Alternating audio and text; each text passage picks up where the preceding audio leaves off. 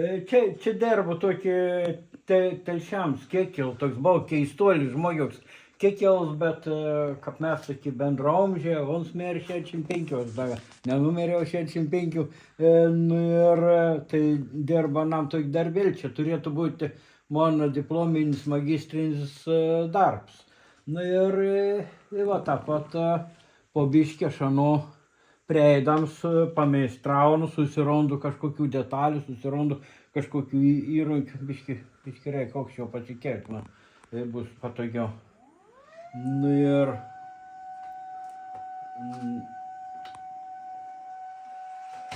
tai va, noriu kažkur tai palipdinėti. Ir būtų labai gera, bet dar kol kas nerandu tokių aksesuarų, kaip čia pasakyti, tikrų, pagal kuriuos galėčiau kažko palipdyti. O visuomet vilgėdavau tokį vilnonį kareivišką šinelį. Ir tas šinelis būdavo toks, stombiau klostim krisdavau.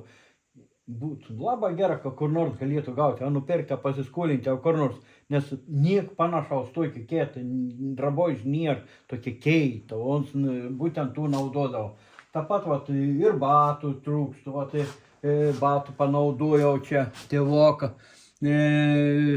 skaitos tuo laikotarpio panašia. Čia yra bata, ir tai irgi Kekilau. Ir užrašiau tokį anodą šūkį, nes mėgdavau sakyti, išverk man kleckų lašinėtų. Ir tai galėtų kaip ir tokį būti anam skulptūrelį. O šitai šniurką tokie, nei biški turėtumėte žiūrėti kažkiek tai J ir K raidės Juozas Kekilas.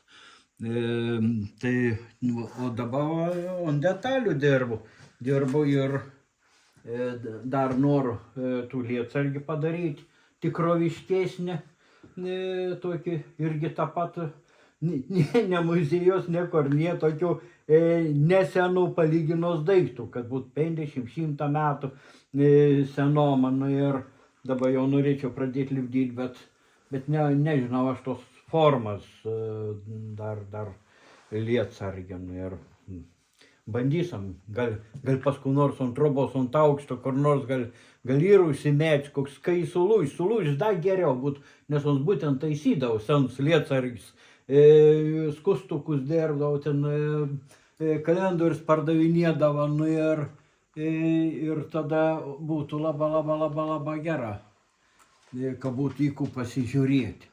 Tai vien žodžiu, neišmeskit senus lietsargius, batus, jeigu turit. Stanislovas labai laukti. Atrodo, šiandien niek nesako, kaip tai seni batą, metam lauko, tai žiūrėk, pragrausti, tada kokį nors, dar įdomesnį ir.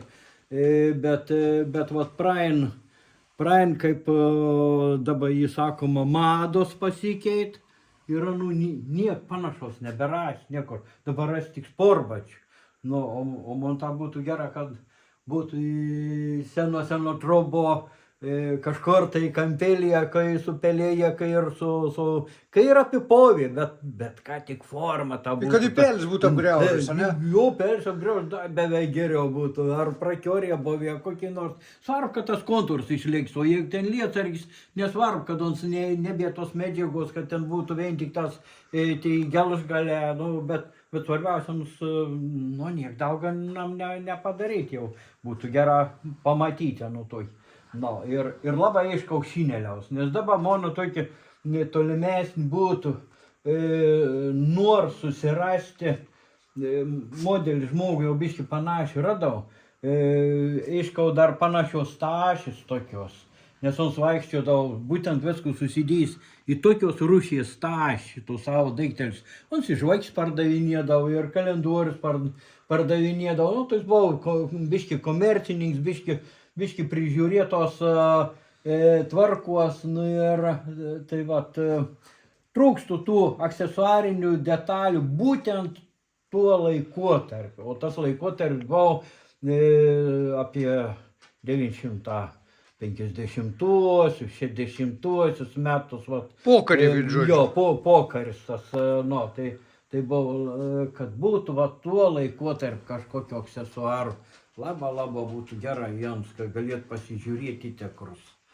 Nu, o čia jis kalbėjęs, kad Rons, kaip savanoris, visuomet nueidavo, kur dėni kultūros namus, pasimdavo kokį nors plakatą ir tiesiog pasiėmis, eidavo, žmonės šnekindavo, tu ateisi, va pažiūrėk, o čia bus koks įdomus renginys, čia bus kažkokie tai dainininką atvažiaus, čia koncertaus kažkas, nu ir tai va, toks buvo Telšių kekils, kaip dabar, ką sak, Telšia be kekil netelšia. Vokap. O čia kapons iš bronzos Telšiuos turėtų atsirasti? Taip, nu, jis buvo ne kažkoks tai labai didelis žmogus, kad ten, nu, koks,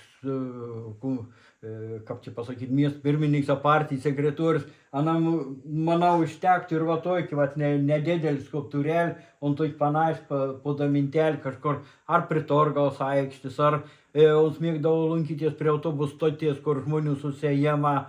Buvo ir ten tokio valgyklėlė, knaipelį kažkokį, tai nu ir ten lankydavos ir kur pasimir. Šiaip galėtų, mano nuomonė, galėtų tų kikiliukų būti. Telšiuos daug, kaip ir meškiukų pridėta, gana daug, apie 50 meškų. Tai galėtų ir tų visokių simboliukų atsirasti kekilo temą. Dėl to, kad žmonės negalvot, kad jeigu šiandien esu kažkoks išskirtinis ir kartas, nu, įmūn blogą žmonės žiūri, bet va praeit toks laikiuk žiūri, kad, nu, buvo labai reikalingas tom laik tas žmogus, ons ir prižiūrėdavo tokią tvarką tom laiku, moteris labai reta, katro sukėlinė vaikščiodavo tons. Tu jau bišt prisilabindavo, sakydavo, aš daus pinigėlį, tu nusipirksi jų, tu nevaikščiuk su kėlinėm. Nu ir nebuvau bednioks, mėg žvejot, mėga kabliukus dėrba, skustukus dėrba, lietsargius taisi, kaip sakiau, ir dar toks visuomenininkas visokių rūšių buvo. Nu, tai vat.